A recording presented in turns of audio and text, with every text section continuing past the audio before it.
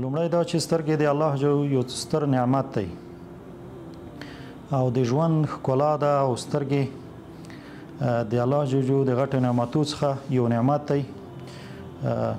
د دې حفاظت د دې ساتنه د امراضو څخه او د موږ او تاسو لومړنۍ دنده ده چې باید خپلو سترګو صحت ته روغتیا ته باید جدي پاملرنه وکړو. راځو د ټولو نه مهمه ده دی چې سترګه تقریبا 95% امراض د سترګې د وقایې وړ دي، یعنی د وقایې او تداوی وړ دي.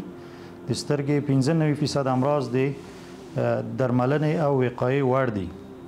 په دې سره موږ کولی شو چې یعنی د سترګې په ډیره فیصدي سره محافظه کړو او درملنه یې وکړو. نو سترګې یو جدي پاملرنې ته ضرورت لري. راځئ یو د هغو مشکلاتو نه چې موږ او تاسو ټولنه ورسره مخامخ ده په دې هکله وغږیږو. موږ او تاسو باید هر کال لږ تر لږه یو ځل خپل سترګې معاینه کړو، د سترګو ډاکټر ته مراجعه وکړو یا د سترګو شفاخانې ته مراجعه وکړو او د خپلو سترګو د صحت په اړه باندې ډاډ ترلاسه کړو.